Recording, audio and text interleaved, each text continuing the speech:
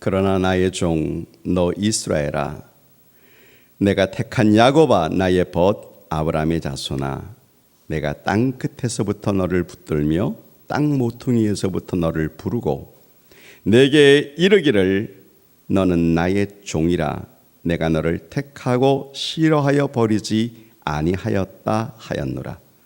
두려워하지 말라, 내가 너와 함께 함이라. 놀라지 말라, 나는 내 하나님이 됨이라.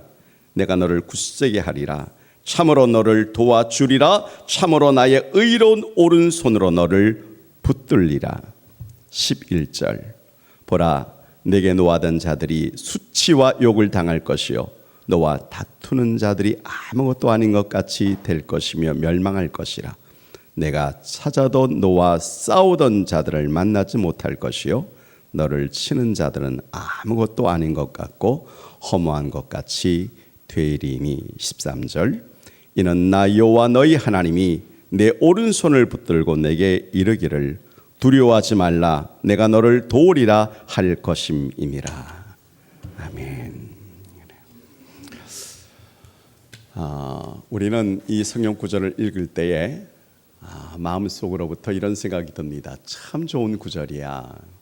그래서 어떤 분들은 이 말씀을 읽다가 은혜가 되어지면 밑줄을 쫙 긋습니다. 특히 어떤 말씀을 눈여겨보냐고 하면은 10절에 있는 말씀, 두려워하지 말라, 놀라지 말라 하는 말씀을 밑줄 그으면서 읽으면 왠지 모르게 마음의 평안이 이렇게 임하는 것을 보게 되어집니다. 특별히 교회에서 이제 간증을 해나갈 때 간증하시는 분이 이 성경 구절을 인용할 때가 참 많이 있어요. 저는 이 성경 구절 언제 처음으로 만나면은 군에 가게 되었을 때에 부모님이 이렇게 예배를 드리면서 이사야 41장 이 10절에 있는 말씀을 쭉 읽어줍니다. 그래서 저도 군에 가거나 또는 우리 청년들 가운데서 멀리 외국으로 떠날 때는 반드시 이 말씀을 제가 읽어드립니다. 이 말씀을 읽고 나면 무언지 모르게 하나님의 도우심과 은혜가 우리 가운데 임하고, 그리고 어떤 분들은 컴퓨터에서 이것을 쭉 뽑아가지고는 책상 위에 아니면 액자로 탁 붙여놓고 이 말씀을 읽어나가시는 분들이 있어요. 그런데 여러분, 우리가 이 말씀을 좋아하고 이 말씀에 밑줄을 치는데 그 원인이 무엇일까요? 그 원인을 가만히 생각해 보니까 거기에는 나도 모르게 내 심령 가운데 깊은 곳에 두려움이라고 하는 것이 지금 작용을 하고 있는 거예요. 제가 지난번에 이제 그 중국 들어갈 때 홍콩 거쳐서 이제 중국을 들어갔는데, 나올 때 중국에서 그 수속 밟는 시간을 갖다가 들어갈 때 너무 어려워가지고 나올 때도 그 수속이 긴 줄 알고 시간을 앞당겼었는데 그만 의외로 짧게 하고 통과가 되어졌어요. 홍콩의 공항에 딱 왔는데 한 2시간 반 먼저 오니까 비행기 그 티켓팅 할 때에 너무 빨리 오셔서 들어가셔야 되는데 게이트 몇 번 문으로 들어가야 되는지, 또 몇 시 비행기는 알지만 그 비행기가 어떤 비행기인지 그냥 적어주지 않고 그냥 들여보내는 거예요. 그래서 제가 2시간 반 동안 그 홍콩의 공항을 이렇게 있었는데 이런 기분을 느꼈습니다. 이때까지 많은 나라들을 여행을 할 때는 다 주위에 누군가 있었어요. 그래서 내가 이런 것들 신경 안 써도 보딩을 할 때 몇 번 문으로 그냥 당연히 따라서 들어가면 되는데 이제는 이게 적혀지지도 않고 이걸 제가 찾아가지고 가려고 하니까 마음속에 약간의 두려움, 다른 말로 말을 하면 떨림. 그럼에도 불구하고 목사인데 남자인데 아무 때나 어디로 들어가면 어때? 한국 가면 되지. 그런 마음이 있었습니다. 그러나 여러분, 이런 마음이 나중에 점점 변해서 그 두려움이 변하여 공포감이 되어질 수도 있습니다. 그 두려움 때문에 어떤 경우에는 수치를 당할 수도 있습니다. 물론 어떤 분들은 이렇게 생각을 합니다. 도둑질을 하는 사람들 가운데 왜 도둑질을 하십니까? 그랬더니 물건을 가지고 와서 내 금고에 집어넣는 거, 그게 중요한 게 아니고 도둑질을 할 때의 그 스릴, 그거를 갖다가 맛보는데 그게 얼마나 스릴이 있는지 여러분, 그러면서 그 두려움을 극복하는 방법으로 그런 스릴러가 되어져 있는 것을 보게 되어집니다. 그런데 제가 이런 생각을 해봅니다. 두려움을 가지고 있다는 것은 잘못되어진 것인가? 두려움이 있다는 것은 악한 것인가? 그러므로 그 두려움은 다 제하여 버려야 되는가? 가만히 묵상을 해보니까 두려움이라고 하는 것은 인간이 가지고 있는 기본 본능이에요. 우리 가운데 누구든지 두려움을 갖지 않는 사람이 어디 있겠어? 인생을 갖다가 이 정도 살아왔으면 두려움 정도는 아무것도 없을 거야 라고 생각하려는지 모르지만, 그러나 두려움이 존재하고 있는 것이 사실입니다. 나이가 드신 분들 가운데서 혹 병원에 갔는데 의사가 이렇게 찬찬히 보더니 선생님 말고 다른 분 같이 오셨으면 그분하고 좀 얘기를 나누고 싶습니다. 만약에 그런 말을 듣는다면, 저 혼자 왔는데요, 그러면 선생님, 제가 이런 말씀을 해도 될런지 모르겠는데 너무 늦게 오셨습니다. 그럴 때는 머릿속에 순간적으로 싹 지나가는 것이, 고치 못할 질병인가? 암인가? 그러면서 마음속에 두려움이 싹 깔릴 때가 있습니다. 사실 우리의 마음속에 두려움이 없다면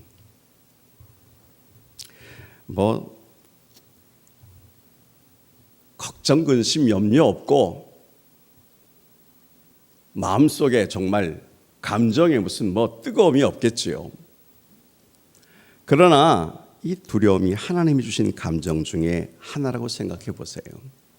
그래서 방금 얘기했던 것처럼 질병의 문제 속에서 의사가 고개를 갸우뚱할 때는 내 마음속에서, 그래, 내가 무엇 때문에 걸리는 부분이 있는데 내가 이런 부분 때문에 좀 더 내가 신경을 쓰고 건강에 신경을 쓰고 이 부분이 그렇게 중요한 부분이었는데 이제는 내가 좀 절제를 해야지, 이런 생각이 들어오는 것은 그런 두려움을 살짝 맛보았기 때문에 그렇기도 하다. 그래요. 그래서 위기감을 느끼는 것이죠. 두려움 가운데서.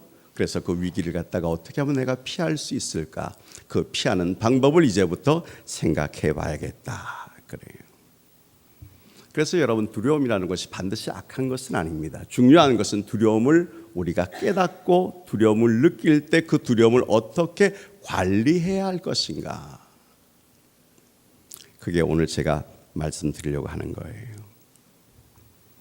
이 두려움을 여러분, 우리가 잘 선용을 하면 정말 이전보다 더 복된 삶을 살아갈 수 있는데, 두려움에 내가 만약에 사로잡혀서 그 두려움이 불건전하게 되어지고 그것에 사로잡혀서 공포감이 되어지면 미래에 대해서 모든 것들이 다 회색지대를 살아가는 것 같아요. 보이지 않고 불투명해요. 사실 인간은 누구든지 두려움에 속박되어지기를 원하지 않습니다. 그런데 우리의 삶 속에서 두려움은 끊을래야 끊을 수가 없는 일들이 벌어지고 있는 거예요. 나에게 두려움을 주고 있는 존재가 있다면 무엇일까? 그 첫 번째로 저는 사람을 봅니다. 사람이 왜 두려움의 대상이냐고요? 여러분, 한 7월달, 8월달 되어지면 그 TV에서 이제 그 공포물이 있잖아요. 영화관에서도 7, 8월달에 좀 으시시하게 만들려고. 그럴 때 아주 깜깜한 밤중에 산길을 갔다가 만약에 걸어간다고 생각해 보세요. 그럴 때 여러분, 뭘 만나면 겁이 덜컥 날까요? 어떤 소리가 들립니다. 짐승의 소리도 들립니다. 발자국이 들리는 것 같습니다. 근데 발자국도요, 짐승의 발자국이 아니라 사람의 발자국이 들리면 털이 삐쭉 서요. 그냥 무슨 동물이 지나가면 괜찮은데 사람을 만났는데 여자를 만났습니다. 머리를 푼 여자를 만났습니다. 흰 옷을 입고 있습니다. 그리고 나에게 쓱 다가옵니다. 그럴 때 여러분, 머리카락에 쭈삣쭈삣 서지 않을 사람이 어디 있겠어요? 사람이 때론 나에게 그런 두려움을 가져다 주고 있습니다. 그런데 실제로 신문에 보니까 말이죠, 방송에서 보니까 여자 혼자서 화장실에 들어갔더니 남자가 쫓아 들어와가지고 남자가 그냥 죽여버렸어요. 동물이 죽인 것 아니에요. 사고로 죽은 것 아니에요. 사람이 사람을 죽였어요. 강한 자가 약한 자를 자기 마음대로 죽였어요. 근데 무슨 원한이 있다거나 무슨 잘못한 일이 있다거나 내용이 있으면 괜찮은데 아무런 원인도 내용도 없이 사람에 의해서 사람이 죽어가는 거예요. 거의 대부분의 신문지상을 보면은 매스미디어를 보면은 다 사건 사고가 나는데 그 원인 가운데 거의 대부분은 사람을 통해서 나타나는 것입니다. 물론 어떤 사람은 사람이 뭐 그렇게 두렵냐고 말할지 모르지만 가만히 생각해 보면 사람이 두려운 존재가 되어지기 시작해요. 성경을 찾아보면서 바로 이런 장면을 발견했습니다. 사울은 한 나라의 왕이 되어졌습니다. 이제는 사람들이 왕이라고 부릅니다. 지금까지는 이스라엘에 왕이 없었습니다. 그런데 자기가 왕이 되어졌는데 왕도 두려워하는 대상이 있는 거예요. 존재가 있는 거예요. 그 사울이 누구를 가장 두려워했냐고 하면은 다윗을 그렇게 두려워했습니다. 그래서 사무엘상 18장 12절에 보니까 여호와께서 사울을 떠나 다윗과 함께 계심으로 사울이 그를 두려워한지라. 사울이 다윗을 두려워했는데 그 이유가 무엇이냐고 하면은 다윗을 보는 순간에 자기에게 없는 것이 다윗에게 있었는데 자기는 하나님의 영이 떠나갔고 다윗은 하나님이 함께 하시는 것을 보는 순간 마음속에서 두려움이 몰려오는 거예요. 사무엘상 18장 29절에 보니까 사울이 다윗을 더욱더 두려워하여 평생의 다윗의 대적이 된지라. 그 왜 두려워지냐면은 처음에는 괜찮았어요. 그런데 나중에 정신을 가만히 차리고 나서 보니까 이게 질투의 대상이 되어지는 거예요. 그 질투가 변해서 공포의 대상이 되어지는 거예요. 무슨 얘기냐고 하면 사울이 왕입니다. 여러분, 왕은 너무나 편안해요. 자기보다 높은 사람은 없어요. 그리고 자기가 늙어갑니다. 이 모든 것들을 누구에게 물려주면 좋을까? 한 거대 기업을 일으키고 난 다음에 그 기업을 누구에게 물려주면 좋겠어요? 사울의 마음이 내 자식 요나단에게 물려줬으면 좋겠는데 저 다윗만 없다면 다윗이 하는 일이 불편해요. 다윗이 백성들에게 인기가 많은 것이 두려워요. 그래서 할 수만 있으면 다윗을 죽이려고 수단과 방법을 가리지 않았어요. 다윗이 사울의 미래를 보니까 공포의 대상이에요. 다른 거 아니에요. 저 다윗만 없다면 아주 편할 것 같아요. 근데 여러분, 사람이 사람들하고 같이 있는 것 우리가 생각하면서 참 좋아합니다. 근데 요즘 제가 이렇게 보니까 청년들이요, 사람 만나는 것보다는 자기 혼자 있는 게 더 좋다고 그래요. 이유가 뭐냐 그랬더니 편하다는 거예요. 친구랑 같이 밥 먹는 것보다는 혼자서 밥 먹는 것, 그걸 혼밥이라고 그러더라고요. 그 혼밥이 더 편하다는 거예요. 요새 젊은이들이 쓰는 용어를 갖다가 몇 가지를 봤는데 미드 들어보셨어요? 제가 지난주에 차 타고 오면서 목사님 저 벨트가 좀 느슨해졌네요. 그러더라고요. 후배 목사님이. 그래서 내가 이 혁대가 왜 이렇게 불편해졌지? 그랬더니 늙으셨군요. 요새 누가 혁대라고 그럽니까? 여러분, 미드 뭔지 아세요? 나 그 말 몰라 그러면 우리는 한참 늙은 거예요. 왜냐고 하면 청년들은 벌써 다 알고 있거든요. 그래서 제가 알아봤더니 미국 드라마를 미드라고 그렇게 부르더라고요. 예. 제 마음속에 그런 생각이 있어요. 일드는 일본 드라마인가? 이거는 좀 물어봐야 되겠는데, 여러분, 그런 거 볼 때도 같이 보는 것을 좋아하지 않는데요. 만나야 되고 기다려야 되고 돈 써야 되고 봐야 되고 끝나고 나면 바래다 줘야 되고 그런 것보다는 차라리 데이트하지 않는 게 더 좋아. 무슨 얘기냐고 하면은 사람이 자기 곁에 가까이 있는 게 싫어지는 세상이 되어졌어요. 사람이 불편한 거예요. 모임에서 나가서 그 기쁜 즐거움으로 이렇게 밥을 먹는 것보다는 전화를 탁 받으면서 불편한 사람들이 있잖아요. 그럴 때는 받고 싶지 않은 거예요. 요즘 결혼을 앞둔 자매님들에게 이렇게 뭔가 물어봤었습니다. 뭐가 제일 소망입니까? 그랬더니 저는 뭐 돈에 무슨 뭐 관계에 또 서로를 소개하는 거 그런 거 줄 알았더니 그게 아니고 결혼식 할 때 내 친구들이 지금 친구들 나와서 사진 찍으세요 그러면 좀 더 많이 나왔으면 좋겠다는 거예요. 그런데 내가 너무 늦게 가기 때문에 내 친구들이 다 가서 그들이 나와도 걱정인데 아이들을 한둘을 데리고 이렇게 나와서 쓸 생각을 하니까 그것도 걱정이고 목사님이 그게 걱정이에요. 여러분 그게 걱정이에요. 사실 그것이 큰 두려움은 아니라고 할지라도 불편하죠. 불편한 것은 사실입니다. 왜냐고 하면 사람 만나는 게 왜 불편하냐고 하면은 내 능력이 부족하기 때문에 그래요. 내가 무엇인가 좀 많이 가지고 내가 많이 배우고 내가 베풀 수 있으면 그런 사람들을 만날 때 내가 먼저 돈을 내고 내가 먼저 친절하게 베풀고 그리고 그에게 한마디 말이라도 따뜻하게 말을 해주면 좋은데 내가 배우지를 못한 거예요. 내가 가지를 못한 거예요. 그래서 그에게 베풀지도 못하고 나누지도 못하니까 내 마음이 점점 불편해지는 거예요. 도와주지를 못하는 것이죠. 차라리 그런 것보다는 혼자 있기를 원하는 거예요. 너무너무 사랑하는 남자 만나가지고 결혼을 했는데 그 남자가 하는 말이 어머니가 나를 갖다가 지금까지 키워줬거든. 어머니 떠날 순 없어. 우리 부모님이랑 같이 살자. 엄마랑 같이 살자. 결혼하려니까 그게 뭐 걱정이에요? 그래요. 괜찮아요. 당신만 좋다면. 그래서 결혼하고 신혼생활이 이루어졌는데 남편이 회사로 떠납니다. 그랬더니 시어머니하고 둘이서 이렇게 있는 게 혼자 있는 것보다 얼마나 불편한지. 어디 나가고 싶으면 얘 어디 나가냐? 그 다음에 또 나가냐? 늦게 들어오면 오늘 나 혼자 밥 먹었다. 뭐 한마디가 그냥 마음속에 빗으로 툭툭 꽂히는 거예요.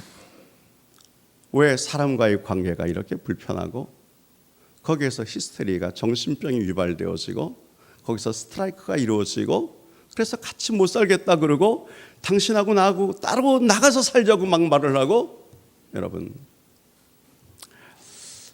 그래서 자기도 모르게 그 모든 것들이 나중에는 실증과 짜증으로 나타나고 겁이 납니다. 두려워하는 마음이 점점 강해지는 것이죠. 사실 벗어나는 길이 뭘까요? 이런 길에서 어떻게 벗어날 수 있을까요?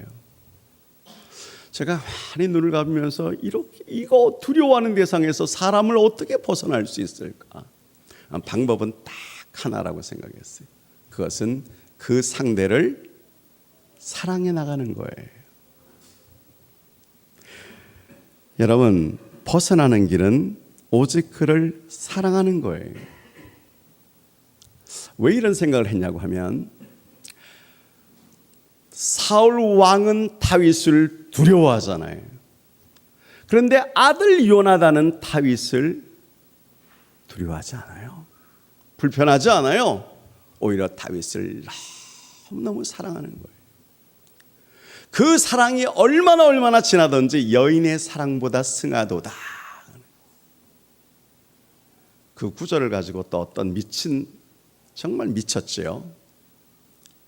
이거 동성애를 한대요. 지금 다윗과 요나단이 여인의 사랑보다 더 진한 감정에. 여러분 이건 요나단이 다윗 사랑하는 게 감정으로 사랑하는 것 아니에요. 이성적으로 사랑하는 것 아니에요. 다윗을 사랑하는 이유가 뭐냐고 하면 은사로 사랑하는 거예요. 우리가 고린도전서에 보면 많은 은사들이 있습니다.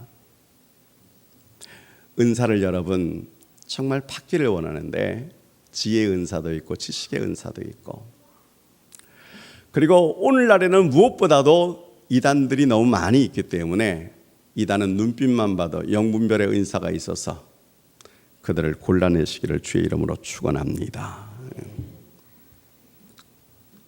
여러분, 각종 은사들이 고린도전서 12장에 쭉 나오면서 마지막 끝날 때 어떻게 끝나냐고 하면은 너희는 더욱 큰 은사를 사모하라.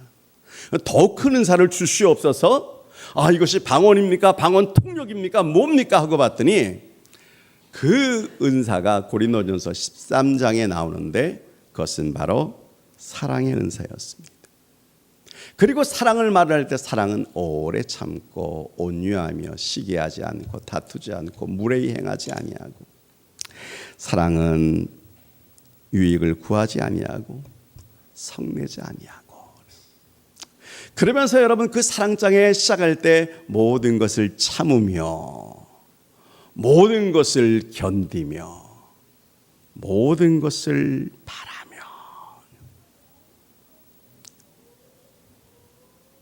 제가 사랑이라는 게 도대체 한마디로 말을 하면 뭘까 그랬더니 사랑은 오래 참고 마지막에 사랑은 견디느니라.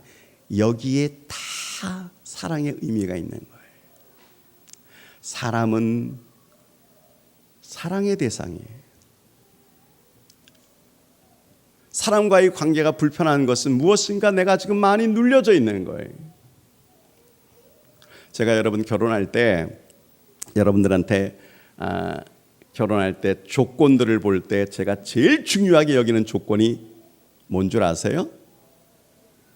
그랬더니 목사님은요 믿음을 더 중요하게 여기죠. 그래서 제가 믿음이 아니라 그랬습니다. 뭡니까?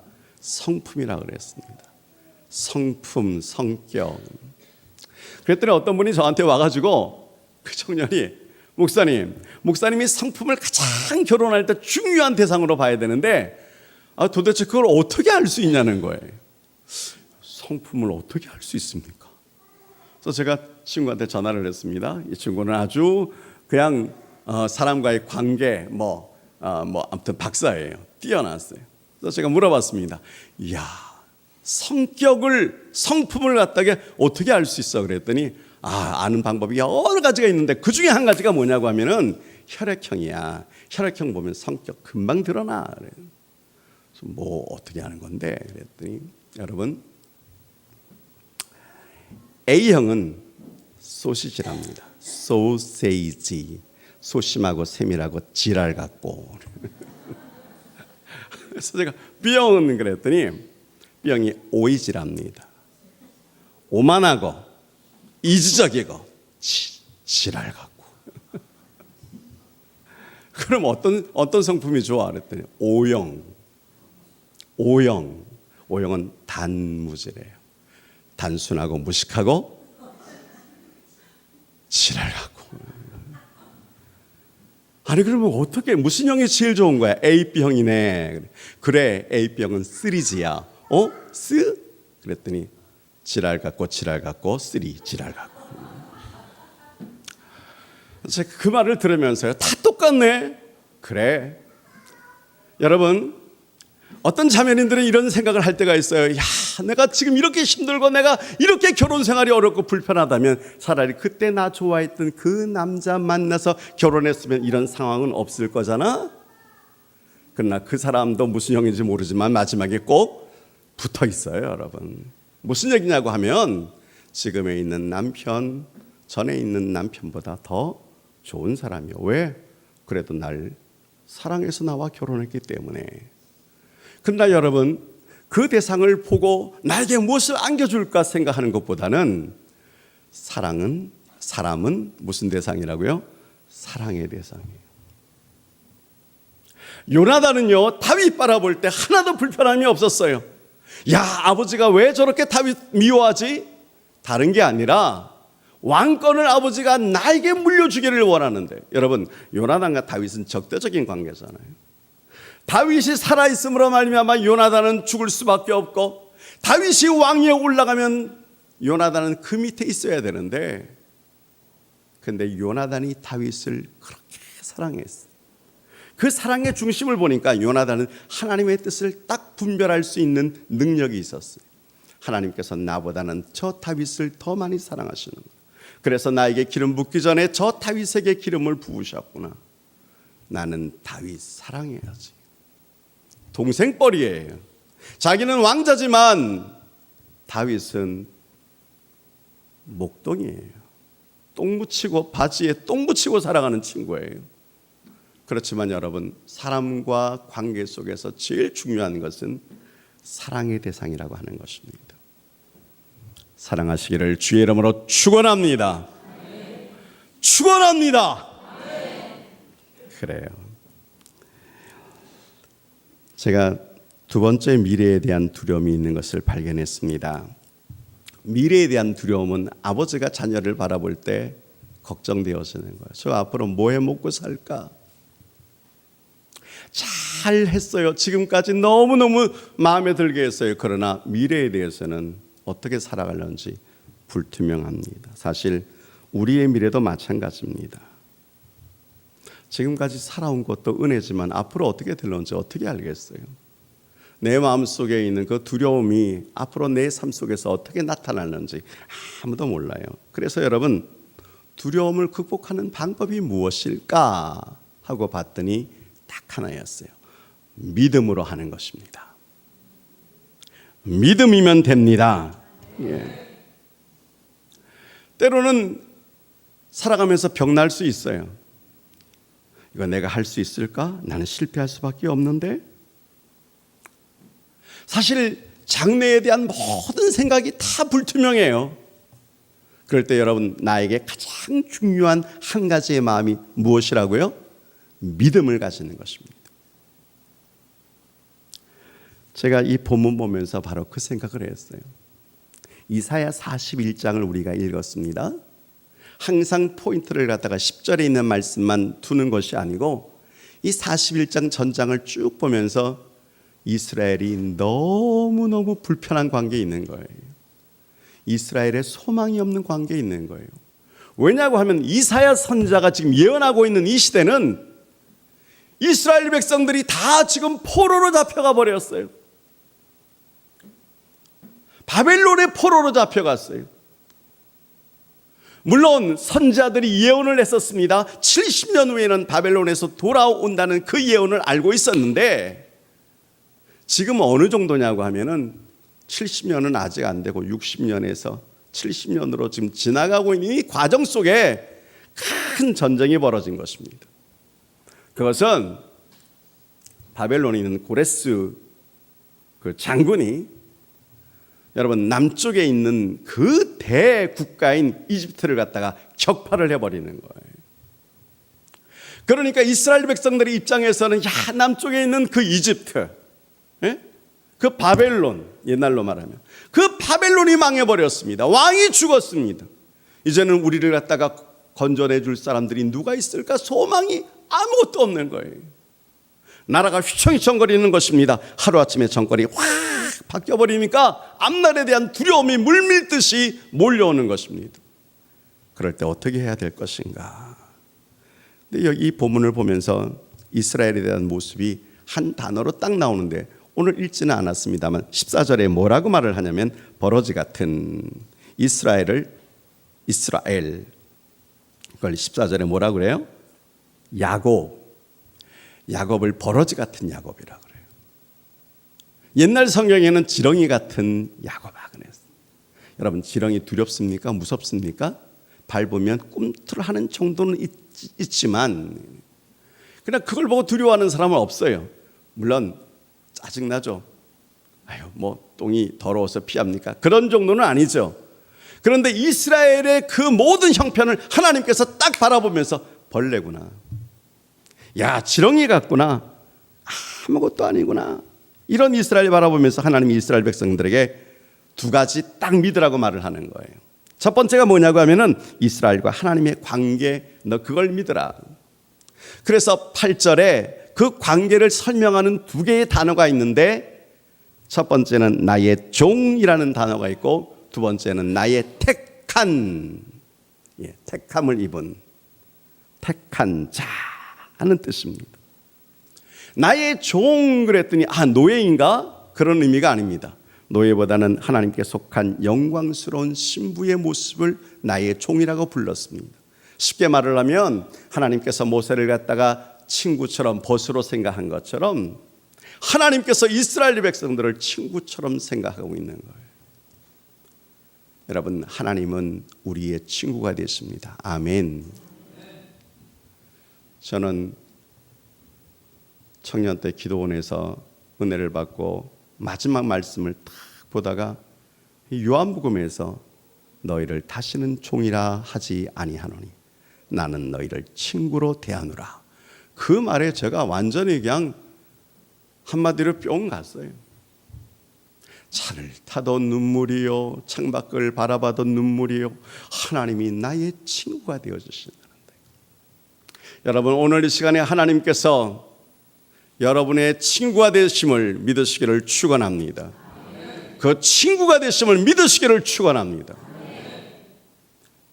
또 하나의 핵심은 뭐냐고 하면은 나의 택한 자.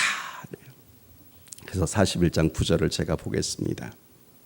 내가 땅 끝에서부터 너를 붙들며 땅 모퉁이에서부터 너를 부르고 내게 이르기를 너는 나의 종이라 내가 너를 택하고 그랬어요. 나 너 싫어하지 않아. 나 버리지 아니할 거야. 여러분, 하나님께서 그렇게 말씀하셨어요. 저는 가끔마다 보면은 성형하는 사람들 얘기를 듣습니다. 성형하는 이유는 딱 하나겠죠. 보다 더 나아지고 싶은 것이겠죠. 혹시 우리 가운데 성형하신 분이 있을까 한번 옆을 한번 쳐다보세요. 슬쩍. 얼굴이 빨개지시는 분은 성형을 하신 분이시네요. 네. 왜 하셨어요? 좀 더 예뻐지려고 했어요. 근데 여러분, 한마디로 자기 얼굴이 마음에 안 드는 거예요. 그러면서 마음속에 불평이 있는 거예요. 하나님, 왜 저 이렇게 만드셨어요? 하나님이 왜 저 이 모양으로 만들으셨어요? 하나님, 하필이면 왜 나를 갖다가 이렇게 키를 작게 만들었어요? 하나님, 왜 하필이면 나를 머리가 싹 벗겨지게 만드셨어요? 이게 다 마음에 안 드는 거예요. 근데 여러분, 하나님께서는 그럴 만한 이유가 있기 때문에 그렇게 하셨습니다. 아멘. 김혜영 선교사라는 분이 계십니다. 어릴 때 부모님으로부터 학대받다가 던져지는 바람에 남들보다 키가 그냥 작아졌어요. 여자예요. 아무것도 못해요. 근데 그 여자의 글을 보면 내가 10cm만 컸어도 아프리카에 오지 않았다. 이제 이런 말이 있습니다.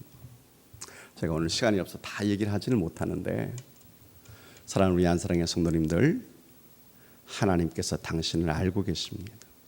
하나님께서 이미 여러분들을 갖다가 내가 너를 지명하여 불렀다라고 말씀하셨습니다. 내가 너를 택했다라고 말씀하셨습니다. 하나님이 택하시면 끝납니다. 아멘. 길바닥에 이렇게 가다가 공기 돌 5개 주스려고 냇가에 가서 하나 둘 셋 넷 5개 주었다가도 나올 때 더 좋은 공깃돌이 있으면 하나 탁 버리고 그저 또 하나 좋은 걸 택하는데, 하나님께서는 키 작음에도 불구하고 많이 알지를 못해도 가진 것 없어도 내가 볼 때는 쭈구렁 바가지 점점 줄어들어도 하나님께서 말씀하십니다. 내가 너를 지명하여 불렀어. 내가 너를 택했어. 나는 너의 하나님이야. 하나님이 어떤 분이신지 여러분 알고 계십니까? 그 크신 놀라우신 하나님이 여러분과 함께 계시고 여러분을 택한, 그래서 우리는 하나님 앞에서 뭐라고 그러냐면 아바, 아버지, 기쁨이 되시는 아버지, 감격의 아버지, 은혜의 아버지, 그런 은혜가 있기를 주의 이름으로 축원합니다.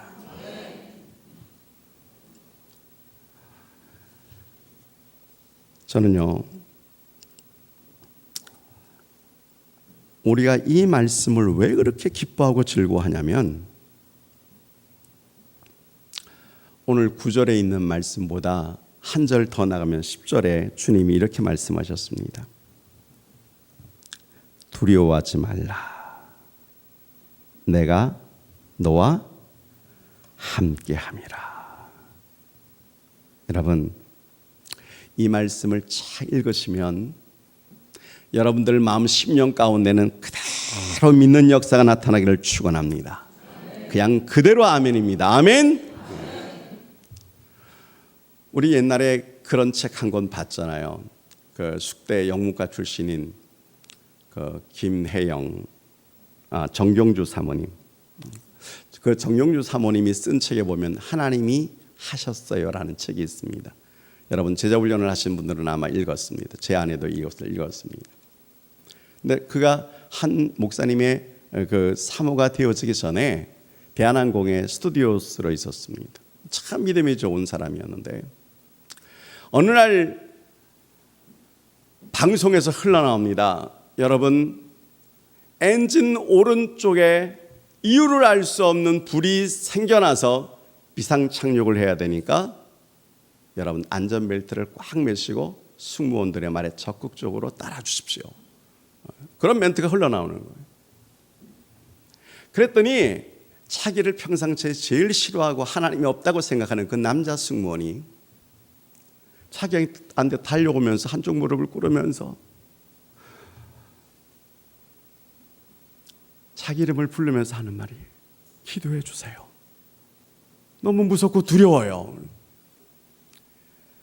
이 정경주 씨가 하나님, 자기도 지금 두렵고 무서운데 그 간절히 기도했습니다. 그리고 아멘 딱 끝나는 순간에 방송에서 다시 멘트가 나오는데 기장이 뭐라 그러냐면 여러분, 이유를 알 수 없게 엔진의 불이 꺼졌습니다. 그러니 비상착륙을 하지 않고 동체를 돌려서 김포까지 그냥 가겠습니다. 거기 있는 사람들이 환호를 하고 박수를 치고 그냥 와 하고 있는데 아직 무릎 꿇고 있는 이 사람 눈에는 눈물이 글썽이고 콧물이 이렇게 나오는데 자기 눈에도 눈물이 맺혀 있는 거예요. 그러면서 일어나면서 마음속에 한 가지 탁 드는 생각은 누가 하셨어요? 하나님이 하셨어요. 여러분 그 책을 읽어보시면 그런 얘기들이 나와 있습니다.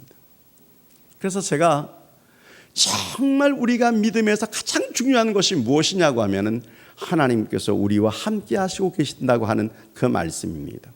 시편 91편에 있는 말씀을 한번 읽어드리겠습니다. 91편 14절 하나님이 이르시되 그가 나를 사랑한즉 내가 그를 건지리라.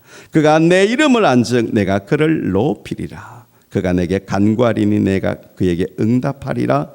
그들이 환난 당할 때에 내가 그와 함께 그를 건지고 영화롭게 하리라. 시편 91편 14절 15절에 있는 이 말씀은 다들 참 좋아하는 구절인데 한사랑의 성도님들 말씀을 읽으면서 말씀의 강력한 역사가 여러분 앞에 나타나기를 주의 이름으로 축원합니다. 시간이 없지만 짧게 한 가지만 더 말씀드릴게요. 미래에 대한 두려움이 어디에서부터 오냐고 하면은 죽음에 대한 문제 앞에서 두려움이 시작되었습니다. 왜냐고 하면 우리 가운데 어느 누구도 이 죽음을 피해 나갈 사람들은 아무도 없기 때문에 그렇습니다. 제가 지난주에 이렇게 보도를 통해서 보니까 청년 하나가 아파트에서 떨어져서 죽으면 되는데 그 들어가는 한 30대 40대에 있는 그 남자랑 부딪힌 거예요. 부인은 옆에서 아직 만삭이 되어져 있고 아이도 있고 뭐 가시는 부모님 배웅하고 그리고 돌아오다가 떨어지는데 그냥 밑에서 남자가 같이 압살을 당해가지고 그냥 죽었어요. 나중에 보니까 요새 곡성이라는 영화가 막 뜨고 있는데 그 곡성을 홍보하고 있는 공무원이었었습니다. 사람 문제 할 수가 없죠, 그죠? 언제 죽을지 모르는 거예요. 여러분 암 중에서도요 참 힘들고 어려운 암이 뭐라고 생각되어지냐면은 저는 위암도 아니고 간암도 아니고 나는 폐암이라고 생각합니다.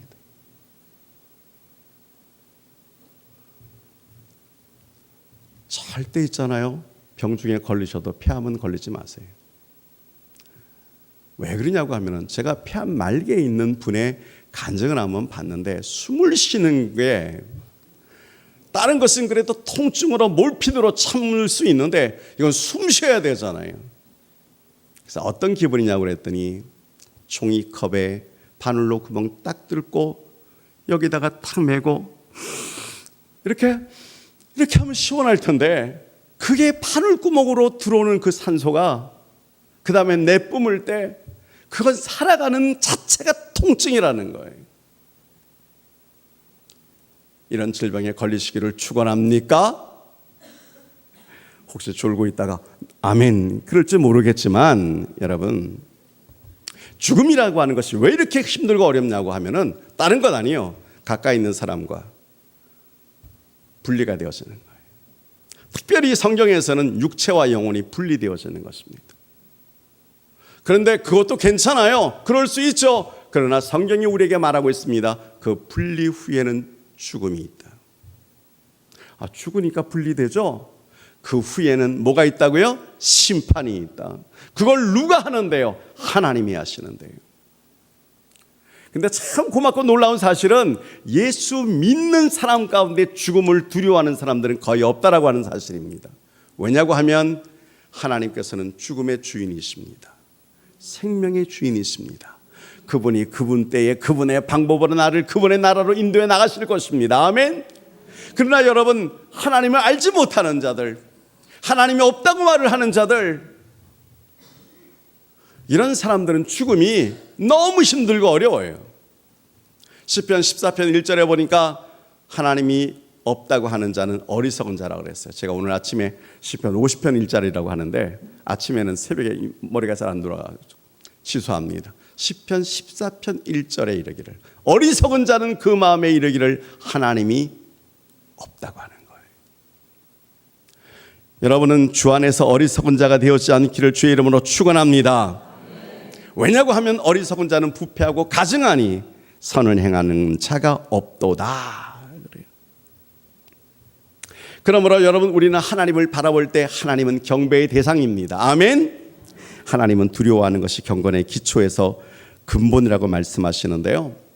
왜 그러냐고 하면은 시편 31편 19절에 보니까 주를 두려워하는 자를 위하여 쌓아두신 은혜, 곧 주께 피하는 자를 위하여 인생 앞에 베푸신 은혜가 어찌 그리 큰지요. 무슨 얘기인가 하고 보니까 하나님의 존재로 두려워하지 말라는 거예요. 하나님이 계시다는 거예요. 하나님이 너를 알고 계시다는 거예요.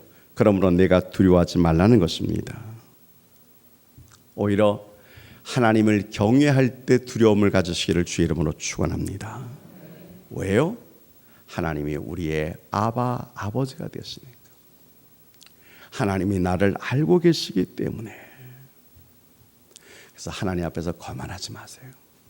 하나님 앞에서 죄를 숨길 생각하지 마세요. 하나님이 안 계시다고 그렇게 말하지 마세요.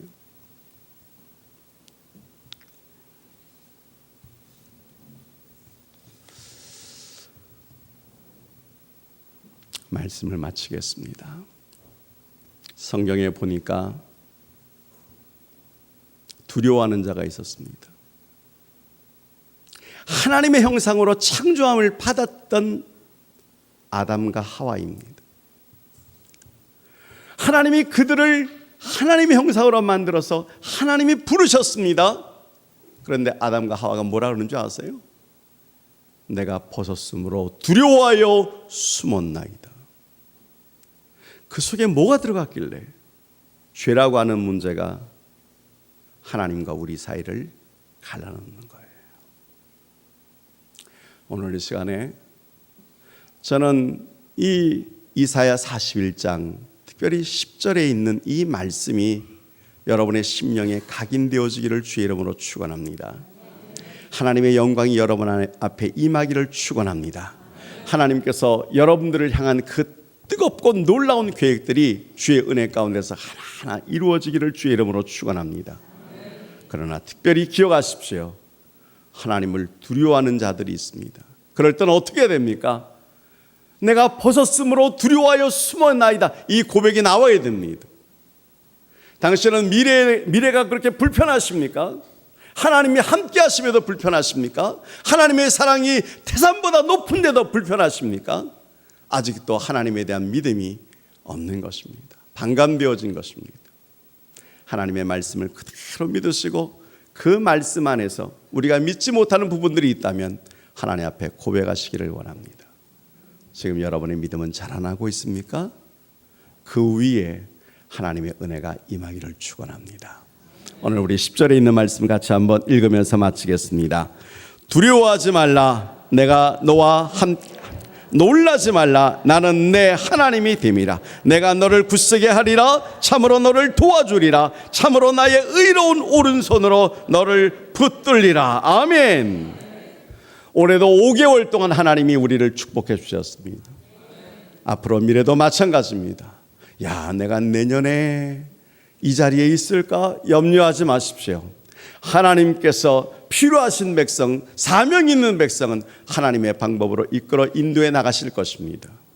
그 모든 것들이 다 끝나면 영원한 나라로 주께서 부르실 것입니다. 그러므로 미래도 두려워하지 않기를 원합니다. 환경 때문에 두려워하지 마십시오. 사람 때문에 두려워하지 마십시오. 죽음 때문에 두려워하지 마십시오. 하나님께서 오늘 우리에게 약속하셨고 말씀하셨기 때문입니다. 이 은혜를 누리시기를 주의 이름으로 축원합니다. 우리 같이 한번 기도합시다.